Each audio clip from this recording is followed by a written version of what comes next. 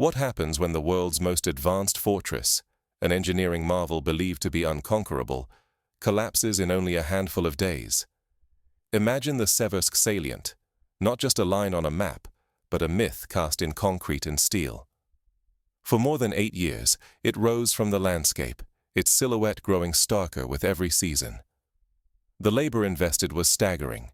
Tens of thousands of workers, endless convoys of cement and rebar, and a mountain of resources rivaling the budgets of small nations. It was a project that consumed not just money, but hope and fear in equal measure, and its fall would send shockwaves far beyond the front lines. This was not merely a wall, but a living labyrinth. Endless minefields, concrete bunkers with walls thicker than any man's reach, and interlocked strongpoints, all woven together in a network that dared anyone to attack. It was more than defense. It was the backbone of the entire front. Lose it, commanders warned, and every line behind would soon unravel, a disaster that could decide the fate of the war itself. On paper, the salient was flawless. Its overlapping fields of fire, deep multi-layered trenches, and underground tunnels for movement and resupply seemed to promise invincibility. Kill zones were mapped with chilling precision.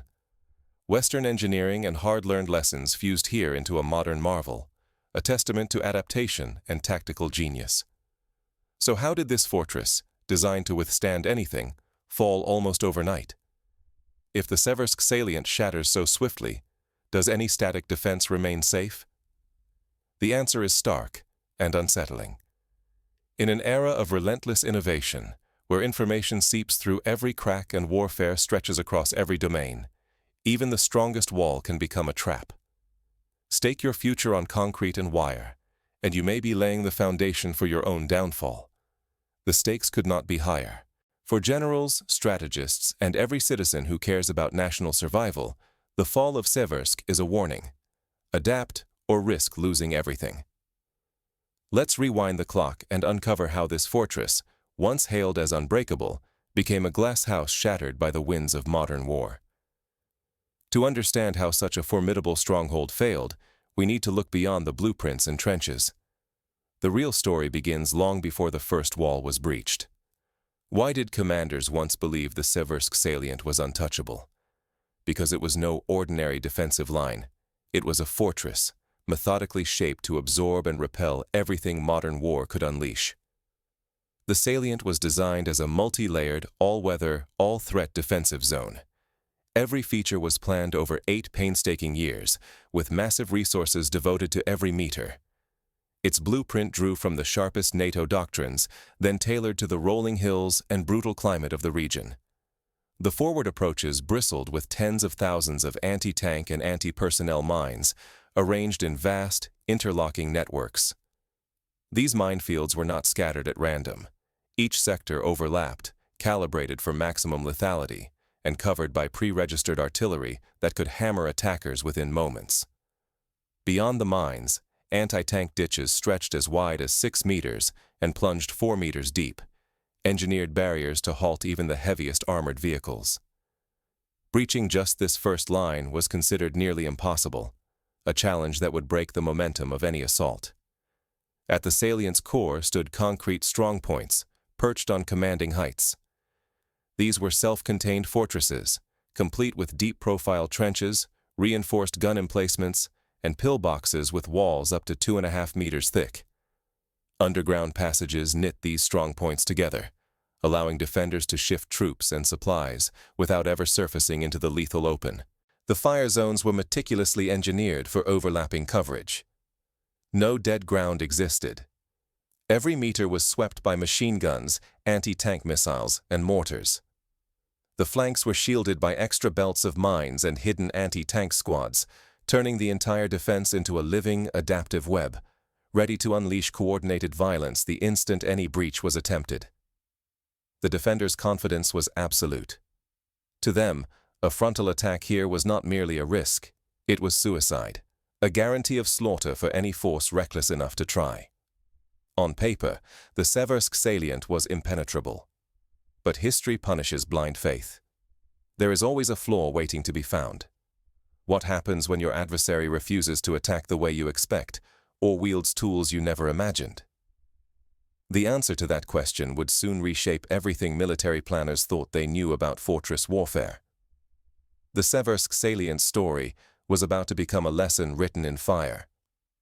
The enemy braced for a sledgehammer, but what came was a scalpel, cold, precise, and unrelenting. Russian command faced the infamous Seversk Salient, a fortress shaped by years of doctrine and hubris. Rather than meet brute with brute, they rewrote the rules. Intelligence, innovation, and relentless asymmetric pressure became their weapons. The mission was not to overpower, but to outthink, outmaneuver, and outpace. Planning began not with a barrage, but with patient, silent infiltration. For months, satellites orbited above, mapping every contour of trench, every bunker, every minefield. Even heavy cloud or camouflage could not hide from the gaze of persistent eyes in the sky. Reconnaissance aircraft swept the airspace, tracking radar emissions and air defenses, tracing hidden corridors and soft spots invisible from the ground. Drones filled the skies, their engines a constant whisper above the battlefield. By day and night, they streamed live video to mobile command posts and strike teams. Every shift change, every supply run, every camouflaged weapons dump was tagged and catalogued. The enemy's routines, once invisible, now played out in sharp relief. Yet the most decisive blows were struck in shadow. Deep cover agents, painstakingly placed behind enemy lines, operated among frontline troops and even within command posts. These human sources brought more than coordinates. They brought understanding. They learned not just where the enemy hid, but how they thought, when their confidence cracked, and which sectors were garrisoned by frightened, undertrained conscripts. Every tidbit, from whispered passwords to the precise location of a buried bunker, was cross-checked and verified. No rumor was left untested. Intelligence analysts wove these fragments into a living, breathing digital map, a three-dimensional model that updated in real time. The Salient was transformed into a glass box, its secrets laid bare. With this total information dominance, the defender's greatest shield, secrecy, shattered before the first shot was fired. While past armies hurled themselves against concrete and steel, Russia's approach was surgical. The defenders, certain in their own invincibility, became prisoners of their own routines. Innovation and coordination turned the fortress into a snare, trapping those who clung to tradition. Predictability is the enemy of survival. The Salient did not fall to overwhelming force, but to a paradigm shift, an embrace of intelligence, technology, and the refusal to wage yesterday's war. Even the mightiest defenses can unravel when one side dares to think differently. The lesson is stark. In war's new era, those who cling to old certainties are the first to fall. But victory is more than just taking ground. The real challenge comes in holding it, consolidating gains, and preparing for the enemy's inevitable response. What does a truly modern, 21st-century multi-domain offensive look like? Up close, in motion, and in all its complexity. The answer is not a mindless barrage, nor a reckless rush, but a methodical, ruthless unmaking of even the most fortified defense lines. When the assault on the Seversk Salient began, it was less the roar of thunder and more the incision of a scalpel, guided by a God's-eye perspective and a relentless logic.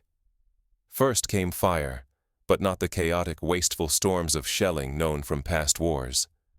Instead, there was a fire curtain, surgical barrages, each precisely timed and targeted at command bunkers, ammunition depots, resupply corridors, and concrete strongpoints.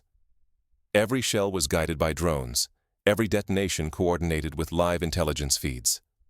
The impact was immediate and devastating. High-precision munitions and thermobaric warheads cracked open bunkers, caved in trenches, and shattered both infrastructure and enemy morale. Behind this shifting wall of fire moved the engineers. Teams advanced under the umbrella of suppression, carving safe lanes through mazes of mines and tank traps. State-of-the-art breaching vehicles and remote-controlled clearance systems turned what should have been impassable obstacles into temporary inconveniences. Every meter of progress came under fire, but each obstacle breached was another thread pulled from the fabric of the enemy's defense. Then came infiltration. Assault units did not simply attack from the front. Instead, they slipped through seams, splitting defensive lines from within and isolating clusters of resistance.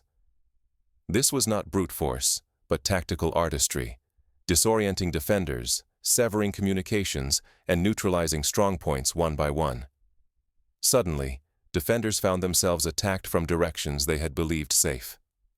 Once the lines were fractured, armored groups surged forward, not to grind down every stronghold, but to bypass and exploit. Tanks and infantry fighting vehicles roared through the gaps, spreading panic and confusion deep into the rear. The carefully woven defensive grid began to unravel, with strong points left isolated, encircled, and unable to support one another. Overhead, the air became a killing field for defenders. With total air supremacy, fighters and attack helicopters hunted enemy vehicles, crushed attempts at regrouping, and denied the very sky itself to hostile forces. Every move in the open risked annihilation by a precision strike from above. No refuge remained safe for long. This is the anatomy of a modern combined arms assault. Intelligence, precision, and flexibility fused into a single, relentless machine. But there is always a razor's edge. Even the most advanced force, if it fails to integrate these elements or becomes predictable, risks stumbling straight into destruction, ambushed by a cunning and prepared enemy who has learned the same hard lessons. The fall of the Seversk salient was not an accident, nor a simple matter of numbers. It was the result of a doctrine where information dominance, innovation, and relentless adaptation counted for more than firepower alone. Yet even as Seversk fell, commanders on both sides understood. The true battle is not just for territory, but for the ability to adapt faster than your adversary. The lessons learned here will echo far beyond these ruined trenches. When command, cohesion, and movement vanish, defeat is not just likely, it is assured. The unraveling of the Seversk salient was swift and merciless. Special operations units and electronic warfare teams struck deep behind the lines, severing the head from the body. Headquarters came under surgical attack. Radios were drowned in white noise. Satellite links winked out, leaving commanders blind and mute. Orders no longer reached the front. Coordination dissolved. Even calls for help died in the static. Panic ignited, spreading faster than any bullet. With no guidance or clarity, entire formations broke apart. Some soldiers bolted for the rear in desperation. Others threw down their arms, confused and lost. Many were caught as they tried to slip through tightening encirclements. The ground was littered with abandoned trenches, discarded gear, and shattered hopes. Encirclement maneuvers moved with chilling speed, trapping as many as 15,000 troops and hundreds of vehicles. What had been a proud fortress became a snare. Small groups of defenders were cut off and isolated. Resistance flickered, then collapsed as every escape route was closed off. The fall triggered a chain reaction. With the salient lost, the backbone of the entire defensive line crumbled. Neighboring strongholds felt the shockwave. Some retreated frantically, others simply disintegrated. The legend of an invulnerable defense evaporated overnight. Morale reached new depths. Years of carefully constructed confidence were obliterated in mere days. Surrender and desertion surged. Under unrelenting pressure from precision strikes and relentless tempo, command structures ceased to function. This was not a victory of brute force. It was a demonstration of how modern warfare rewards intelligence, speed, and innovation. Precision fire, rapid maneuver, and the seamless fusion of information, electronic disruption, and stealth overwhelmed the defenders. The battle was decided not by numbers, but by mastery of the information domain and the ability to adapt on the fly. For commanders and nations, the stakes could not be higher. In moments like these, reputations are forged or destroyed. Those unable to seize the initiative or command the information space do not just suffer defeat, They risk humiliation before the watching world. But as the dust settled over the ruined Salient, new questions emerged. What lessons would be learned, and who would adapt fast enough to survive the next test? The age of the unbreakable fortress has ended. Are you prepared for what comes next? For generations, armies trusted in thick concrete, deep trenches, and labyrinths of mines. Victory seemed assured for those who could build the most imposing walls. The Seversk salient shattered that faith. After more than 8 years of construction and the best of NATO-style engineering, its defenses collapsed, not to sheer force, but to intelligence, agility, and seamless cross-domain coordination. This was not triumph by massed artillery or brute strength. It was achieved through real-time intelligence, tireless surveillance from earth and sky, and a network of human agents working in secrecy. Every layer of data stripped away the fortress's mysteries, revealing not only its ramparts, but the hidden flaws within. The Russian offensive did not hurl itself blindly against the barricades. Instead, it dissected the battlefield, transforming the adversary's strongest bastions into fatal traps. In this new era, information is more than power. It is protection, weapon, and shield, all at once. Adaptation now outweighs firepower. When every signal and movement is tracked, the victor is not the side with the heaviest guns, but the one that learns and adapts fastest, integrating intelligence across land, air, and cyberspace. The lesson of Seversk Salient is clear. Those clinging to rigid doctrines risk being outpaced and outthought by adversaries who see, decide, and strike with speed and unity. The stakes could not be higher. For soldiers, strategists, and citizens, these are not abstract ideas. They mean the survival of warriors, the honor of nations, and the shape of wars yet to be fought. The next battle will not hinge on who can build the thickest bunker, but on who can connect information, adapt rapidly, and act as one across every domain. Ask yourself, are you still relying on the comfort of old certainties? Or have you accepted that victory now belongs to those who adapt, gather intelligence, and coordinate at the speed of modern conflict? The future will reward only those willing to abandon yesterday's assumptions and rethink what war truly demands. But to truly grasp the seismic significance of Seversk's collapse, we must put it in context. Throughout history, supposedly invincible fortresses have fallen, each time signaling a new era in warfare. Consider the Maginot Line, the pride of interwar France, a continuous line of concrete bunkers and underground railways stretching from Switzerland to Luxembourg. For years, it stood as the ultimate deterrent, a physical manifestation of security. Yet, in the spring of 1940, German forces simply went around it, crossing through the Ardennes, a forested region thought to be impassable by armor. The lesson: static defenses, no matter how formidable, risk irrelevance against a dynamic, adaptive foe. Or think back to Masada, the ancient mountaintop fortress in Judea, defended by zealots against the might of Rome. Roman engineers, working for months, built a massive ramp to breach the walls. Despite its natural and man-made advantages, Masada fell, not because its walls were weak, but because the besiegers adapted tactics, demonstrating that time, innovation, and intelligence can wear down even the most daunting defenses. Fast forward to the early 21st century. The U.S. military's drive into Iraq in 2003 bypassed many of Saddam Hussein's strongest offensive lines, instead using speed and information dominance to paralyze command and control, disrupt logistics, and collapse morale. The principle is timeless. In war, the side that adapts, that exploits information and surprise, wins. Seversk's downfall was not a fluke, but a symptom of this broader truth. So, how exactly did Russia's planners pull off this paradigm shift at Seversk? Let's delve deeper, step by step, with concrete examples and practical breakdowns. Step 1. Information preparation of the battlefield. Russian forces did not begin with a blind attack. Instead, they launched a coordinated, months-long campaign of intelligence collection. Imagine dozens of satellites, optical, infrared, and radar, passing over the salient each day.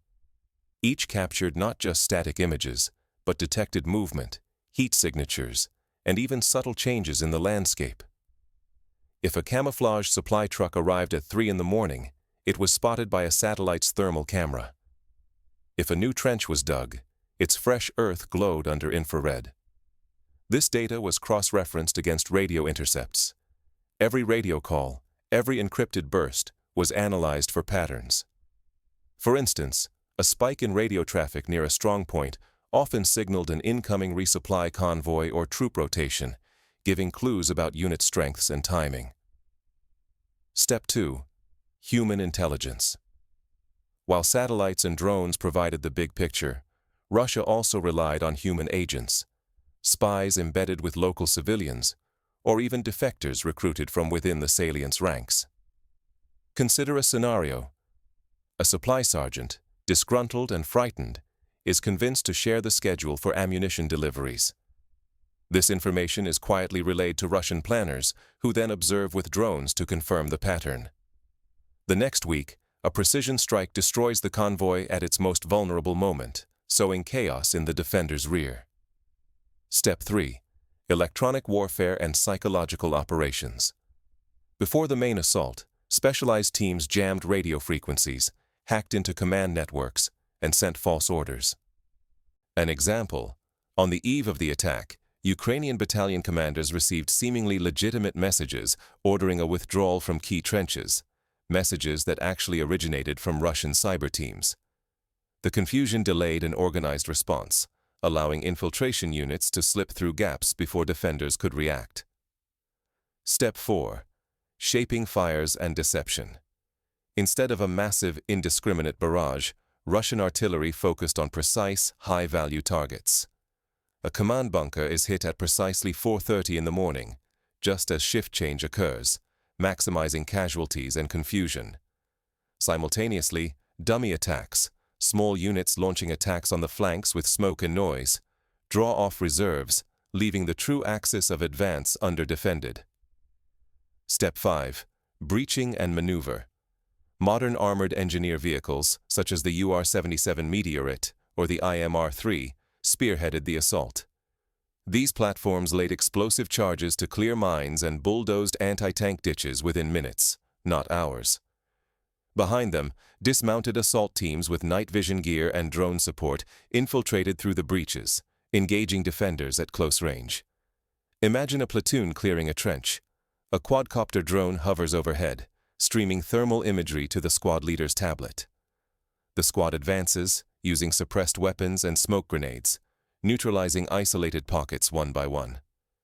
Step 6. Deep operations and encirclement. Once the outer lines buckled, Russian armored groups bypassed remaining strongpoints, racing deep into the salient's rear. The goal was not to destroy every bunker, but to cut supply lines, encircle defenders, and force surrender. This is classic operational art, akin to the German Blitzkrieg strategy in France, 1940, or the Soviet deep battle doctrine of the Second World War. In both cases, the key was to paralyze the enemy, not to batter every fortification head-on. Step 7. Exploitation and consolidation. After the initial breakthrough, airborne and air assault units landed behind enemy lines, interdicting retreat routes and securing critical bridges and crossroads.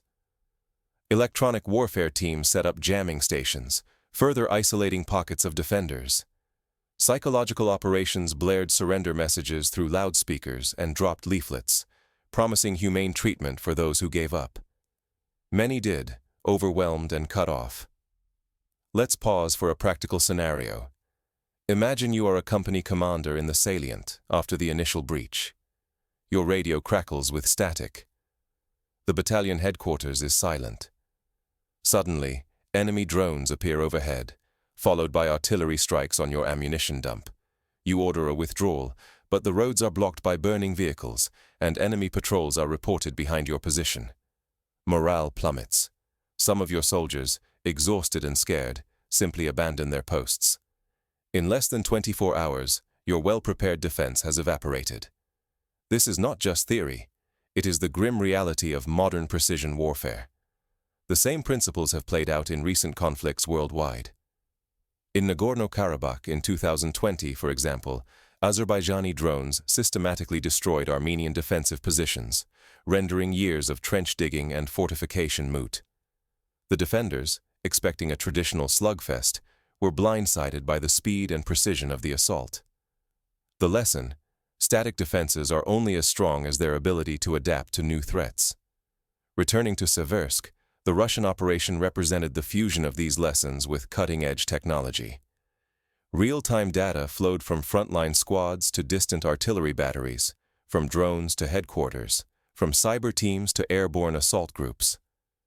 The fog of war was pierced by intelligence, and the pace of decision-making outstripped the defender's ability to react. The Salient's strength, its rigidity and interlocking fields of fire, became its undoing when attackers exploited its predictability. But what are the practical takeaways for military planners, policymakers, and ordinary citizens? First, information dominance is now the decisive factor in war. Whoever sees and understands the battlefield most clearly and can share that knowledge instantly holds the initiative. This means investing in drone fleets, satellite constellations, electronic warfare units, and big data analytics. It also means training soldiers at every level to use, interpret, and act on information rapidly. Second, adaptability trumps tradition. Rigid doctrines and set-piece defenses invite disaster. Militaries must cultivate a culture of innovation, encouraging junior leaders to improvise and experiment. Exercises and war games should simulate the chaos of real battle, including electronic attacks, cyber intrusions, and information warfare. Commanders must be comfortable making decisions with incomplete, rapidly changing data, a skill as vital as marksmanship or tactics. Third, integration across domains is essential. Land, air, sea, cyberspace, and space are not separate arenas, but interconnected facets of battle.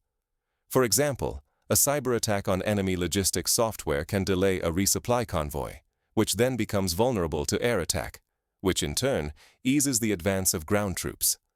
Training and doctrine must reflect this reality, breaking down the old barriers between branches and specialties. Fourth, morale and psychological resilience cannot be neglected. The collapse of Seversk was accelerated not only by physical encirclement, but also by psychological shock. Leaders must prepare their troops for the stresses of modern war: constant surveillance, electronic isolation, and the fear of precision strikes. This means robust training, but also fostering trust, unit cohesion, and clear communication in crisis. Fifth, civilian and national preparedness matter as much as military readiness. In an age where information operations and cyber attacks can target infrastructure, media, and public opinion, every citizen must be aware of the realities of modern conflict.